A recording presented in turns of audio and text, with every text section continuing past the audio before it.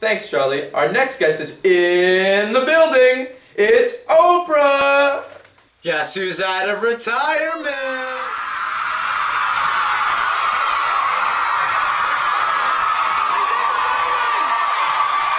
I'm here! I'm in the building! How are you? And today I am reporting about the history of environmental science from my mansion in Chicago, where I will be talking about the progressive era and the leaders who helped shape environmental science.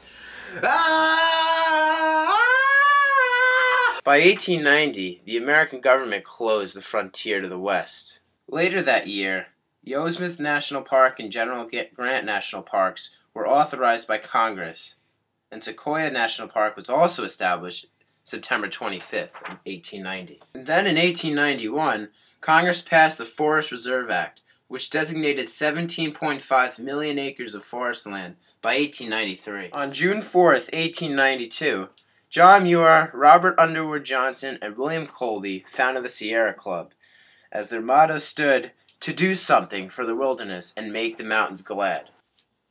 And then in 1895, the American SPCA and the American Humane Association abandoned active lobbying to protect wildlife and wildlife habitat, and a still shadowy political division of roles associated with the ASPCA obtaining the New York City pound contract, while the AHA obtained the New York State contract to operate orphanages. Legislative efforts to ban hunting, which had nearly succeeded at one point, were dropped, while the lead role on wildlife issues were ceded to the organization which had been the New York State Association for the Preservation of Game, merged with the New York State Sportsman Club at some point, and eventually metamorphized through further mergers and alliances into the New York Conservation Council, the original New York affiliate of NWF. Under the ASPCA, the former practice of drowning stray dogs in the Hudson River was replaced by gassing them. The number of homeless animals killed by the ASPCA soared over 100,000 per year in 1908, and averaged more than 250,000 per year from 1966 through 1968, when Lloyd Tate, DVM, started the first ASPCA discount dog and cat sterilization program. The ASPCA killed only 40,000 animals in 1994, then turned animal control duties over to the newly formed Center for Animal Care and Control. Under the CACC, the toll dropped to 35,000 in fiscal 2002. Then later on in 1895, tensions grew between Mexico and the United States, as U.S. Attorney General Judson Harmon told Mexican leaders that the U.S. will do whatever it pleases with water from the Rio Grande. And then in 1898, steel tycoon Andrew Carnegie told Chamber of Commerce that smoke was driving people to leave Pittsburgh and reside under skies less clouded than theirs. Pittsburgh established ordinances and smoke inspector's office. Gross emissions noticeably decreased. Then in 1900, wild buffalo population dropped to fewer than 40 animals, from an estimated 30 million a century beforehand. Most were killed in the years just after the Civil War, when the U.S. Army hoped to remove the buffalo in order to move Indians onto reservation.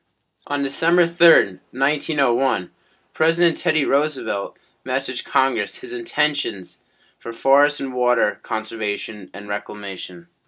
In 1901, John Muir published one of his most famous books, Our National Parks. The book was reprinted a dozen times and helped establish his reputation. Then on March 14, 1903, President Theodore Roosevelt created the first national bird preserve, which was the beginning of the wildlife refuge system on Pelican Island, Florida. In all, by 1909, the Roosevelt administration created 42 million acres of national forests, 53 national wildlife refuges, and 18 areas of special interests, including the Grand Canyon.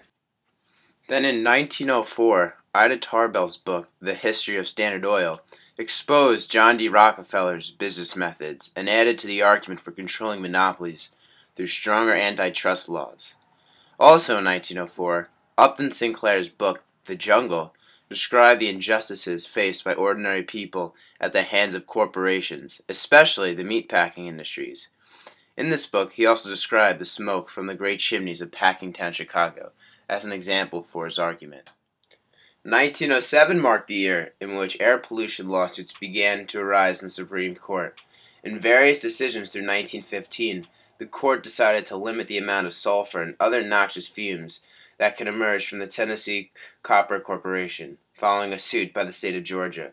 The suit involved sulfur dioxide fumes from copper basin smelters in Tennessee that were killing forests and orchards and making people sick over the Georgia border.